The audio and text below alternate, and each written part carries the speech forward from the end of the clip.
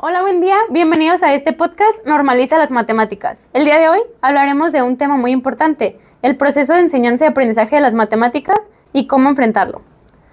Yo soy Jessica y se encuentran conmigo mis compañeros y amigos Mariel, Eric y Sebastián. Sabemos que las matemáticas son mucho más que números, es un lenguaje universal y lo tenemos presente en muchos momentos de nuestra vida cotidiana. Por ejemplo, cuando tomamos decisiones financieras, en la tecnología que utilizamos, etc.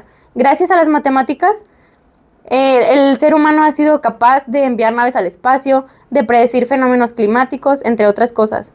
Y a pesar de esta importancia, vemos cómo los estudiantes le tienen temor a esta asignatura.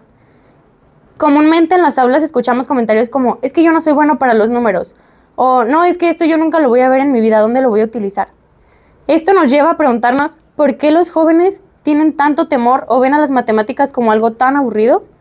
Y esto se trata por las metodologías de enseñanza, o quizás es un tema de actitud en los jóvenes, o a nosotros como docentes nos hace falta contextualizar más estos contenidos con su vida cotidiana. En este episodio exploraremos un poco más sobre esto, tanto del punto de vista docente como del alumno. Para esto contamos con un invitado especial, quien nos ayudará a reflexionar más sobre este tema y nos hablará de su experiencia.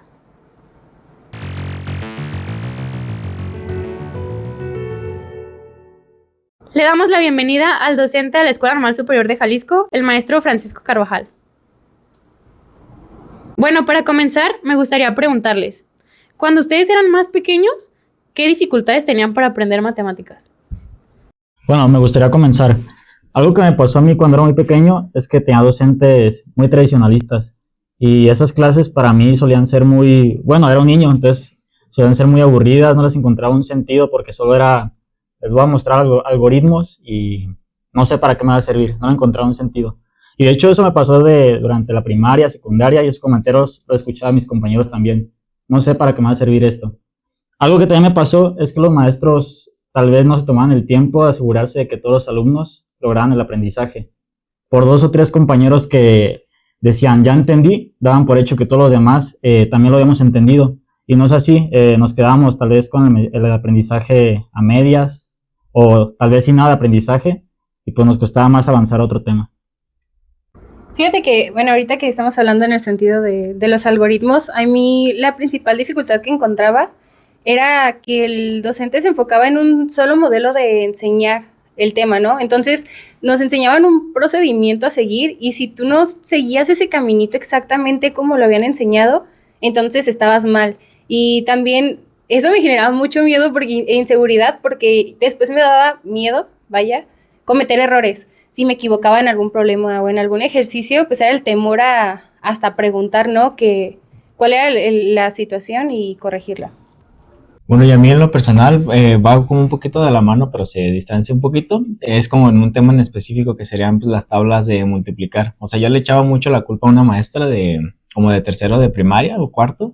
Y o sea, como sus maneras de enseñar, como que a mí me distanciaron como de aprender ese tema y como decía Eric, como que otros ya decían que ya habían entendido, entonces pues iban avanzando y ya pues, a mí se me complicó pues como seguir el hilo con las clases en posteriores grados.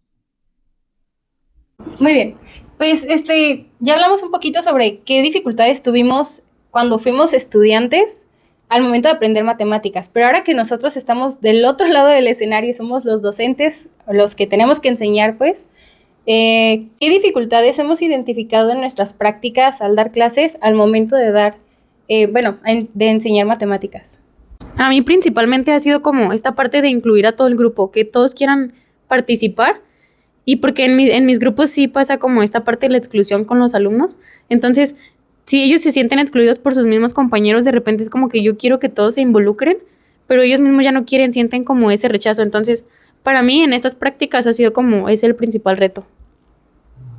A mí lo que más me ha costado como trabajo realizar es la transposición didáctica, o sea, como pues el evidente desequilibrio de niveles entre pues, los alumnos y nosotros, pues como bajar todos esos conceptos a algo más sencillo como para poder explicarlo de una mejor manera. Sí, y personalmente creo que el reto que mayormente he tenido en mi grupo de la escuela es la variedad de conocimientos de los alumnos, porque no todos los alumnos entran al mismo nivel de conocimiento.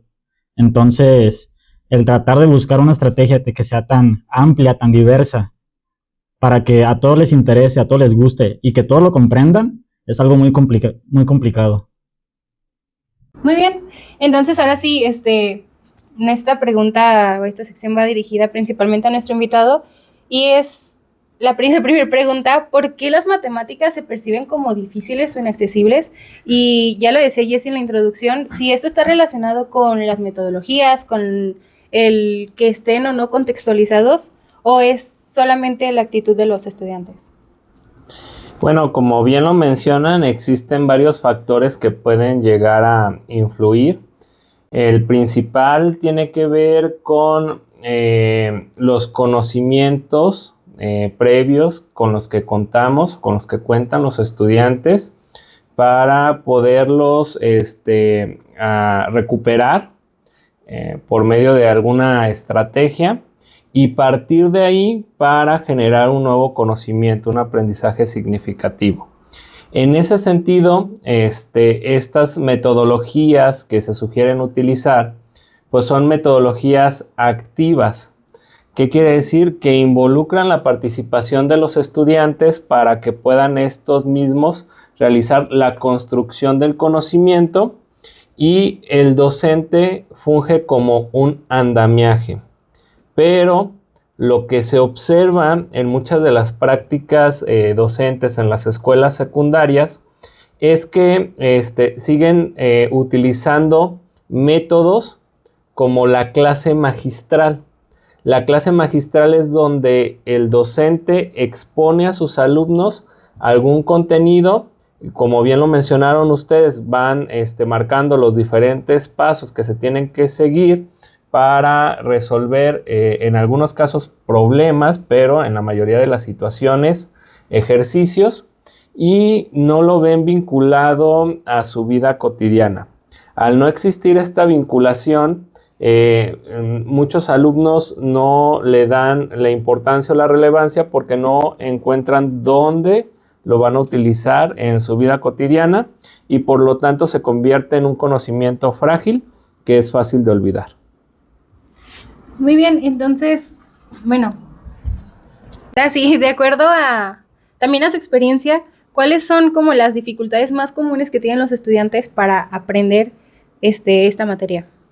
Bueno, principalmente lo que he logrado identificar tiene que ver con los temas relacionados al álgebra, sobre todo en educación básica.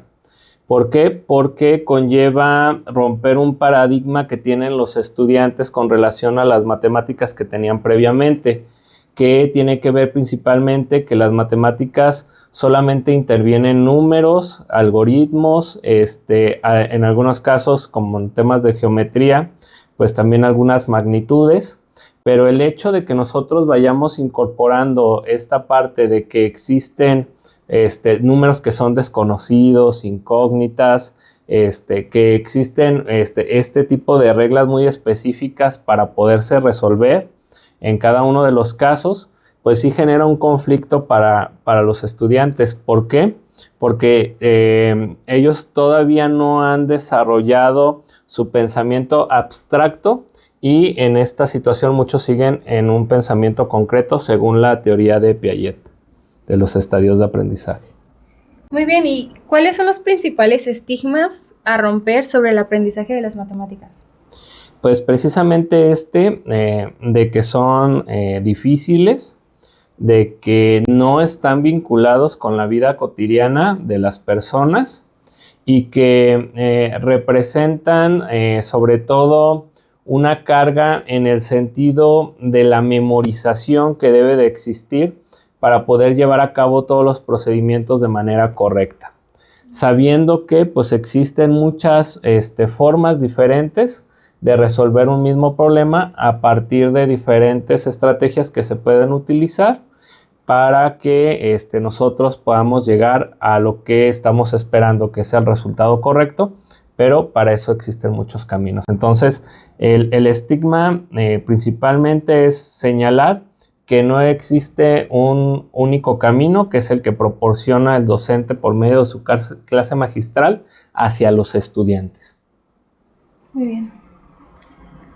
Bueno, ya hablamos de los puntos negativos, las dificultades, los problemas a los que nos enfrentamos día a día, pero ahora me gustaría que habláramos de las estrategias y soluciones. ¿Qué creen ustedes o cuáles son las estrategias y herramientas que resultan efectivas a la hora de querer enseñar matemáticas? Bueno, yo para contestar, a mí lo que más considero como que me funcionó fue hacer como que todo más significativo. De hecho, en una de las observaciones que me hizo el maestro Carvajal, era de que todos los problemas eran, que los tenía que hacer como más apegados a la, perdón, apegados a la vida cotidiana. Entonces, que era un ejemplo del triángulo semejantes y se parecía mucho a un marco de una bicicleta. Entonces, pues yo nomás lo abordé como si fueran figuras X, pero la recomendación que me hizo fue que era, o sea, que si lo hubiera pegado más a algo más cotidiano, entonces hubiera sido un mejor aprovechamiento para el conocimiento. Entonces, eso yo creo que es lo que más pues me ayuda para resolver eso. Fíjense que yo les voy a platicar, en mi experiencia, cuando estuve en secundaria, yo tenía una maestra, Ivette, Ivette, si nos ve maestra, un saludo, que siempre las actividades que nos dejaban eran muy creativas, o sea, iban más allá de solo la resolución de problemas, sino que de repente nos dejaba, tengo muy grabado que nos dejó hacer un cover, una parodia, vaya, sobre una canción que escogiéramos, pero que abordar un tema matemático, y en ese momento creo que fueron las razones trigonométricas. Entonces yo creo que esta parte también de involucrar actividades que no solamente sean números y resolver y esto, sino que también incluyan otras materias, otras áreas de la vida, ¿no? Como por ejemplo en este caso sería el arte. No sé qué opinan ustedes. Bueno, me gustaría preguntar al maestro, en base a su experiencia, ¿qué cree que hace más atractivo y más accesible para los estudiantes? O más bien, ¿de qué forma se hace más atractivas las matemáticas? A partir de la experiencia que tengo, algo que lo vuelve muy atractivo no solamente para las matemáticas, sino para cualquiera de las disciplinas en general, tiene que ver con la elaboración de productos. Los alumnos quieren ver reflejado su aprendizaje en algo. Entonces, algo que procuro hacer es tener este pensamiento de diseño para generar un producto a partir del contenido que se está trabajando en el tema matemático, ¿no? La última experiencia que tuve en ese sentido fue que estuvimos trabajando con el tema de técnicas de conteo, lo que son las combinaciones, y el producto era un cryptex. Entonces, los mismos estudiantes hicieron el diseño de los problemas, como ya lo mencionaron anteriormente, con relación a las combinaciones, con y sin repetición. Pero lo que les llevó más tiempo en la elaboración fue pues hacer este cryptex de manera tangible, que ellos lo pudieran manipular, y ya al final se dio un espacio para que todos los equipos puedan compartir este cryptex con sus compañeros y ver si realmente esos problemas estaban bien formulados y las respuestas lograban con el objetivo final, que es que se abriera cryptex con todas las respuestas correctas que dieron los jóvenes. La mayoría los hizo con material, pero también hubo uno que hicieron de manera digital, y este cryptex lo hicieron a forma de candado en Geniali. Este tipo de actividades donde no solamente viene involucrado el contenido matemático, sino que viene involucrado el trabajo por proyectos, que es lo que sugiere ahorita la nueva escuela mexicana y que está basado pues en la teoría de Kilpatrick, con relación a que este tipo de metodologías activas pueden generar en los estudiantes un aprendizaje más significativo. Entonces, enfocarnos en esa parte como una estrategia que puede llegar a incentivar a los alumnos para aprender matemáticas. Quisiera ahí abonar algo que sería, bueno, en mi experiencia, fue cuando hice un proyecto, igual como platica maestro, que era, que era hacer un prisma hexagonal. Entonces eso, bueno, yo noté en los alumnos que se motivaban más porque el prisma hexagonal lo hacían, perdón, una pirámide hexagonal era para hacer un pino de Navidad. Entonces yo cuando les propuse eso, pues sí vi en algunos, pues, que estaban como más emocionados y ya pues aplicar todo lo que vi en todo el avance de las clases, ya cuando aplicaron todo eso, pues como que se les hizo más llamativo, pues que sería esta parte que indica que son por medio de actividades diferentes, pues.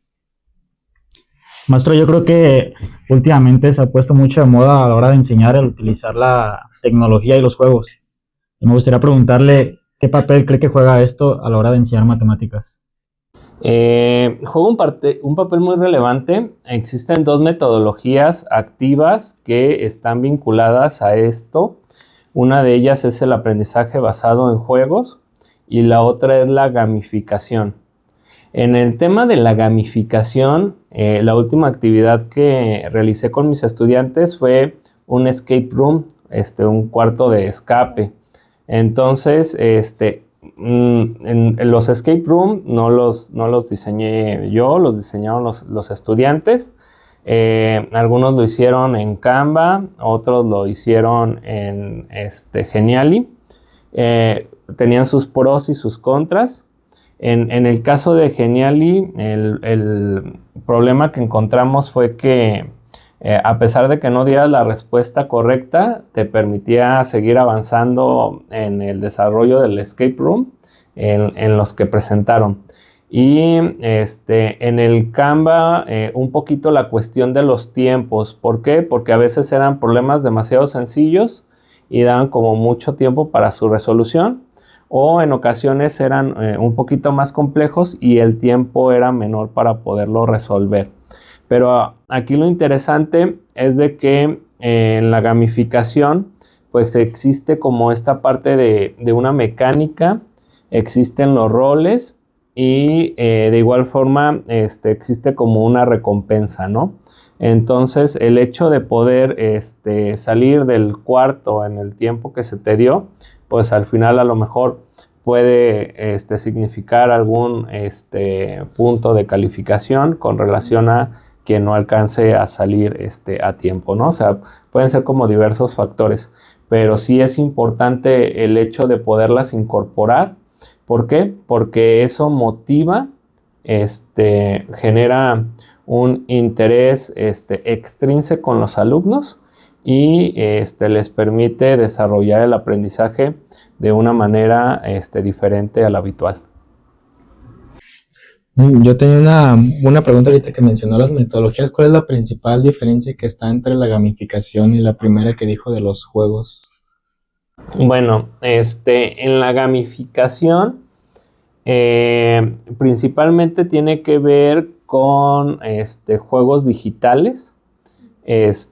Existen algunos componentes que se pueden utilizar y te comento, existe siempre una mecánica, existe siempre como roles que se deben desempeñar y siempre existe como un tipo de recompensa al final del juego, ¿no? De la gamificación. En el aprendizaje basado en juegos está un poquito más sustentado en la parte de los materiales.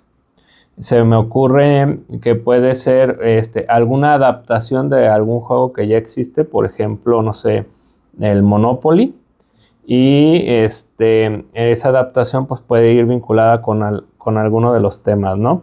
Entonces, no sé, el teorema de Pitágoras. Entonces haces tú tu Monopoly relacionado con el teorema de Pitágoras y los diferentes integrantes van jugando con la misma mecánica, pero se busca precisamente que ellos lo utilicen para, sobre todo para comprobar que han aprendido. Se utiliza mucho para esa parte la comprobación del aprendizaje, no tanto para enseñar, sino más bien para comprobar si lograron o no aprender el contenido. Entonces, como una actividad más de cierre que de inicio o de desarrollo. A partir de la experiencia que tengo es como funciona mejor. Muy bien. Bueno, y pues ya nos estamos acercando al final y ya para concluir pues tengo otras dos preguntas, que sería ¿qué tan importante es tener conciencia sobre las dificultades en la enseñanza y aprendizaje de las matemáticas? Bueno, hay varios investigadores en el área de matemáticas. Uno de los más reconocidos es un investigador inglés de apellido Dusautoy, que nos habla acerca de que las matemáticas deben de verse más allá del ámbito escolar y que deben de vincularse también en ese sentido fuertemente con aquello que nosotros necesitamos para desarrollarnos como personas. Entonces, una visión que podemos llegar a tener con relación a las matemáticas y que está muy en boga actualmente es esta parte de tener un enfoque como el STEAM, donde no solamente se aprendan matemáticas de manera unilateral, sino que en compañía de las ciencias, de la tecnología, del arte. En el caso de la ingeniería en educación básica, pues no está tan vinculado. Lo que yo he observado es de que, por ejemplo, en el CEPAC, que es el Centro de Altas Capacidades, lo que ellos meten es un poquito la parte de la programación en Scratch para vincularlo con esa área del conocimiento y que tiene que ver principalmente con el hecho de que podamos hacer como esta parte de la modelación de las matemáticas con vinculación con otras disciplinas. Entonces, el hecho de que nosotros podamos vincularlos con esas disciplinas nos ayuda a contextualizar el contenido matemático y que se vuelva un aprendizaje más significativo para los estudiantes. Okay. Muy bien, y ¿qué estrategias o qué se podría hacer como para cambiar la percepción tanto del docente como del alumno para pues quitar ese pensamiento negativo que tiene hacia las matemáticas? Bueno, en el caso de los docentes tiene que ver mucho con la formación continua. El hecho de que las y los docentes se sigan preparando para el uso de nuevas metodologías de enseñanza y aprendizaje es fundamental. Lo acostumbrado era, y por mucho tiempo se estuvo trabajando el aprendizaje basado en la resolución de problemas matemáticos, principalmente en disciplina o en esta asignatura, ¿no? Desde 1994 el plan de estudios así lo tenía contemplado. Esto se modifica hasta el 2022 y a partir del 2022 se sugiere metodológicamente hablando trabajar el aprendizaje basado en indagación, STEAM como enfoque, en el marco de la elaboración de proyectos integradores. ¿Qué quiere decir esto? Que los proyectos integradores tienen relación con otras disciplinas del mismo campo formativo e inclusive puede ser de manera multidisciplinaria con otros campos formativos. Entonces, esto implica también que los docentes ya no trabajan de manera unilateral en sus procesos de enseñanza y aprendizaje, sino que tienen que hacer un trabajo de contextualización y codiseño colegiado con docentes de otras disciplinas para vincular el aprendizaje, como ya lo habíamos mencionado, por medio de productos y por medio de proyectos. Y en ese sentido se le da un mayor peso al aprendizaje que puedan llegar a tener en matemáticas. Y ya, bueno, ya para finalizar, ¿algún consejo o alguna contribución, final que tenga como para los alumnos o docentes que nos escuchan? Y es muy importante la parte de la evaluación. Creo que la evaluación es como la piedra angular de los procesos de enseñanza y aprendizaje. Tener una buena evaluación diagnóstica nos permite conocer en qué proceso de aprendizaje se encuentra nuestro estudiante y qué requerimos, de dónde requerimos partir para poder lograr lo que nosotros necesitamos según el grado y la fase que corresponda al estudiante. Si ahorita estamos impartiendo clases en segundo o en tercer grado de secundaria, pues también debemos de conocer cuáles son los procesos que los alumnos deberían de traer de primero, de sexto de primaria, de quinto. ¿Por qué? Porque en ese mismo trayecto podemos nosotros identificar en dónde se encuentra y saber de dónde debemos de partir. Otro aspecto importante es la vinculación que existe con los contenidos o procesos que van a llevar después de la secundaria. ¿Por qué? Porque es importante que nosotros sentemos las bases del conocimiento matemático para que el pensamiento de los alumnos les permita alcanzar niveles más abstractos del conocimiento. Entonces, en ese sentido, algo importante que considero es que la evaluación debe de estar centrada principalmente en los procesos de socialización y retroalimentación.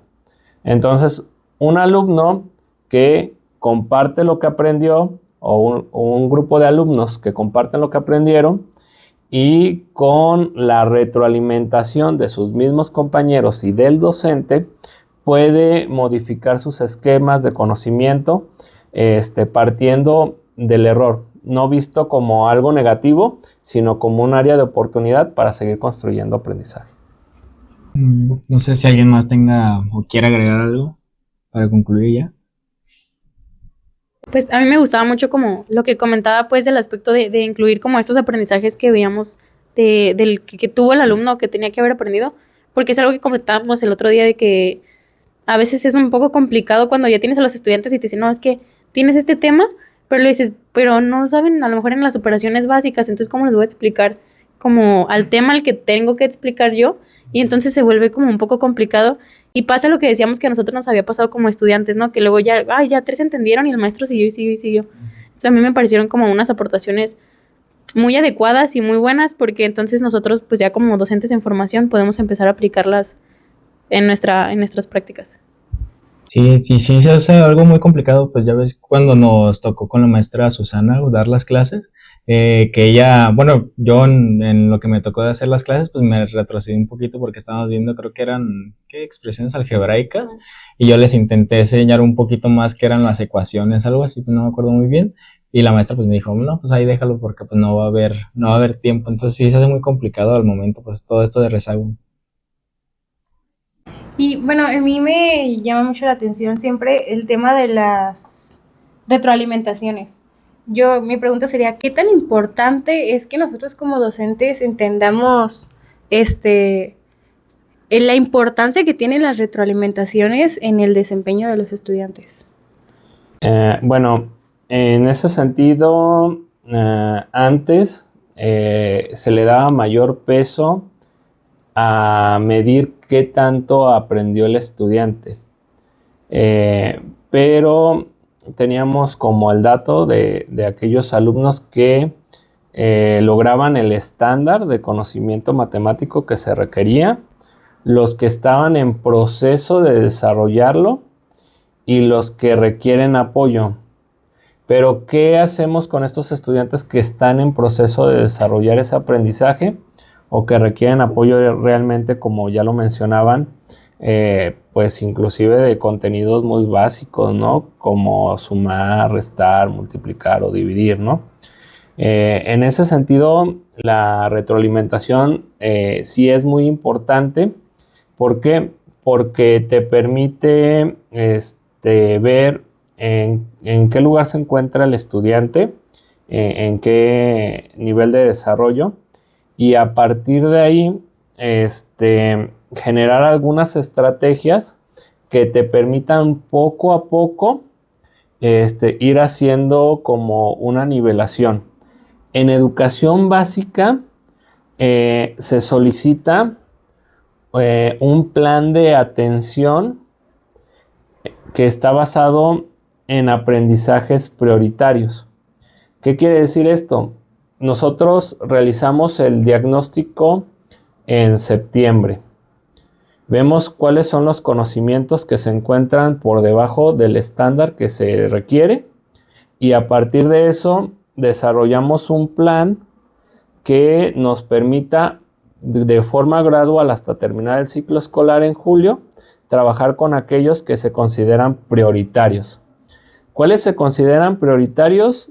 Todos los contenidos donde más del 66% de los alumnos aún no han logrado conseguir ese aprendizaje. Entonces, a partir de eso, es muy importante la cuestión de la retroalimentación. ¿Por qué? Porque le permite saber al alumno no solamente que no está logrando el aprendizaje, sino los motivos por los cuales no logra el aprendizaje. Entonces, no es solamente trabajo del docente o no solamente es una situación del alumno, y muchas veces en este mismo plan de acompañamiento podemos involucrar a los padres de familia, ¿no? Entonces, comunicarles en dónde se encuentran sus hijos y también ese es otro tipo de retroalimentación, porque ellos también pueden en casa reforzar con algunas actividades que se pueden hacer a distancia. Sí, yo creo que es algo muy importante, ¿no? Porque, por ejemplo, a mí me pasó que en el mismo salón tenía un alumno el cual tenía conocimientos muy, muy, muy básicos. Y en ese salón tenía un alumno que era el mejor decían que era el mejor de toda la secundaria en matemáticas. Entonces, buscar un punto intermedio de dónde partir a explicar y que los dos me comprendan es muy difícil. Y más porque nosotros vamos en un periodo muy corto de tiempo. Entonces, esa parte de trabajar con ellos en casa e involucrar a los padres, creo que será muy efectivo para ayudarnos a nosotros y ayudar a los alumnos a que se construyan y verdaderamente tengan un aprendizaje significativo y efectivo. Bueno, pues entonces si ya pues no hay nada más que agregar, no sé, ¿no? Muy bien. Entonces, ya pues con esto pues, le doy muchas gracias, maestro, por participar con nosotros y darnos pues todas sus opiniones que son muy gratificantes. Y pues también agradecerles a ustedes, audiencia, por sintonizar otro capítulo más de nuestro podcast Normaliza las Matemáticas. Muchas gracias.